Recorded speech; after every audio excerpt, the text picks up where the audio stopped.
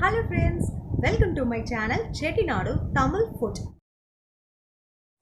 இன்றைக்கி நம்ம என்ன பார்க்க போகிறோம் அப்படின்னு பார்த்தீங்கன்னா ரொம்ப ஃபேமஸான செட்டிநாடு மாவு சட்னி. இந்த ரெசிபி எப்படி செய்கிறதுன்னு பார்த்துடலாமா? ரெசிபிக்குள்ளே போகிறதுக்கு முன்னாடி நீங்கள் இன்னும் நம்மளோட சேனலை சப்ஸ்கிரைப் பண்ணலாம்னா ப்ளீஸ் சேனலை சப்ஸ்கிரைப் பண்ணிக்கோங்க. அதுக்கப்புறம் கூடவே இருக்க அந்த பெல் ஐக்கானையும் கிளிக் பண்ணிக்கோங்க. ஸோ தட் நான் எப்போ வீடியோஸ் போட்டாலும் என்னோடய வீடியோஸ் உங்களோட நோட்டிஃபிகேஷனில் வந்துடும். நீங்களும் அந்த வீடியோ உடனே பார்த்துடலாம். இப்போது 3 டேபிள் ஸ்பூன் ஆயில் ஆட் பண்ணிக்கிட்டேன். எண்ணெய் நல்லா கொதிச்ச உடனே 1/2 டேபிள் ஸ்பூன் கடுகு, அப்புறம் 1/2 டேபிள் ஸ்பூன் உளுந்து. ஸோ இது நல்லா வெடிக்கணும்.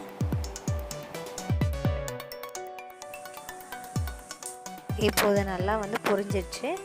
இப்போது இது கூட நம்ம வரமிளகா ஆட் பண்ண போகிறோம். நான் 4 இல்லைன்னா 5 வரமிளகா எடுத்து இந்த மாதிரி கிள்ளி ஆட் பண்ணிக்கிறேன். இது பார்த்திங்கன்னா குண்டு மிளகா. நீல மிளகாவாக இருந்தால் நீங்கள் 2 மிளகா போட்டுக்கலாம். அது கூடவே கருவேப்பிலையும் ஆட் பண்ணிக்கிட்டேன். ஸோ இது நல்லா பொரிஞ்சோடனே நம்ம 4 மீடியம் சைஸ் பெரிய வெங்காயத்தை எடுத்து நல்லா சின்னதாக நைஸாக சாப் பண்ணணுங்க. ஸோ சாப் பண்ணி அதையும் சேர்த்து நல்லா வதக்குங்க.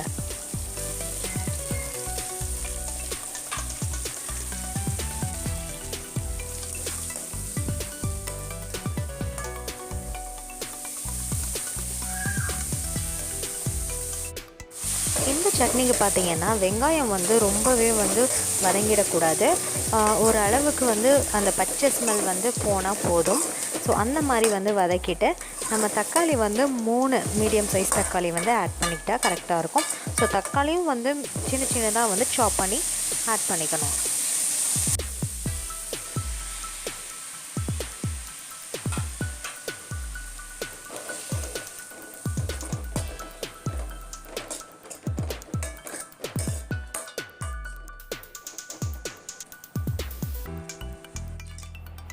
இப்போ அந்த தக்காளி இந்த மாதிரி நம்ம கரண்டியை வச்சு ஸோ நம்ம இந்த மாதிரி பண்ணி விட்டோம் அப்படின்னா அது நல்லா ஸ்மாஷ் ஆகிடும்.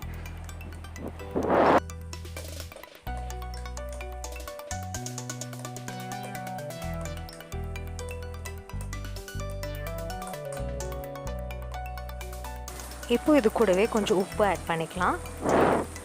உப்பு உங்களோட டேஸ்ட்டுக்கு தகுந்த மாதிரி ஆட் பண்ணிக்கோங்க. இப்போது இந்த சட்னிக்கு பார்த்திங்கன்னா நான் இந்த அளவு புளி எடுத்து வச்சுருக்கேன். ஸோ இது பார்த்திங்கன்னா குட்டி நெல்லிக்காய் சைஸ் புளி.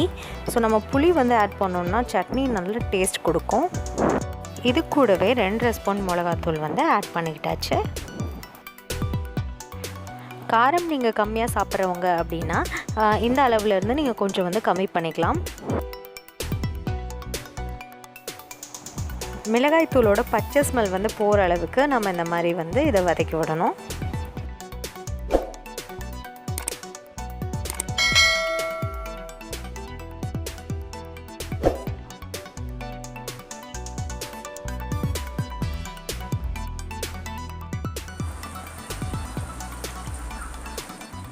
இப்போ இந்த ஸ்டேஜில் நம்ம புளி கரைசல் ஆட் பண்ணிக்கலாம்.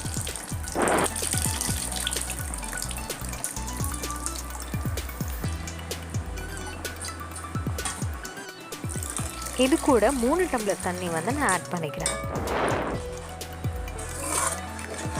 இப்போ இந்த சட்னி நல்லா கொதிக்கணுங்க. ஒரு 7 இல்லை 8 மினிட்ஸ் அப்படியே விட்டுருங்க. ஸோ இது நல்லா கொதி வரணும். இப்போது இதை நல்லா கொதிச்சிட்ருக்க இந்த ஸ்டேஜில் நம்ம அடுப்பை சிம்மில் வச்சிடணும்.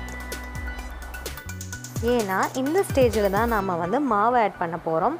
ஸோ மாவு பார்த்திங்கன்னா நான் சொன்ன அளவுக்கு ஒரு பெரிய சைஸ் குழிக்கரண்டியில் ஃபுல்லாக 1 குழிக்கரண்டி மாவு ஆட் பண்ணலாம்.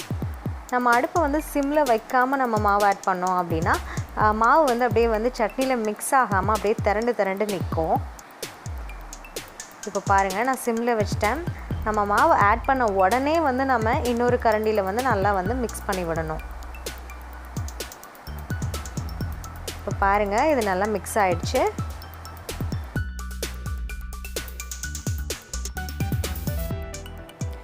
அவ்வளோதாங்க இந்த சட்னி. இது பார்த்திங்கன்னா இன்னும் நல்லா கொதிக்கணும். மாவு ஆட் பண்ணதுக்கப்புறம் ஒரு 5 நிமிஷம் நல்லா கொதிக்க விடுங்க. அது வந்து நல்லா கொதிச்சிச்சு அப்படின்னா இந்த மாதிரி எண்ணெய் எல்லாமே வந்து மேலே இந்த மாதிரி வந்து நிற்கும். ஸோ இப்போ பாருங்கள் அந்த சட்னி சூப்பராக ரெடி ஆயிடுச்சு. ஸோ இந்த சட்னி பார்த்திங்கன்னா நம்ம இட்லி, தோசை, ஏன் சப்பாத்திக்கும் கூட வந்து இந்த சட்னி நம்ம வச்சு சாப்பிட்லாம். பட் சப்பாத்திக்கு வைக்கும்போது மாவு வந்து கொஞ்சம் கம்மியாக வந்து ஆட் பண்ணலாம்.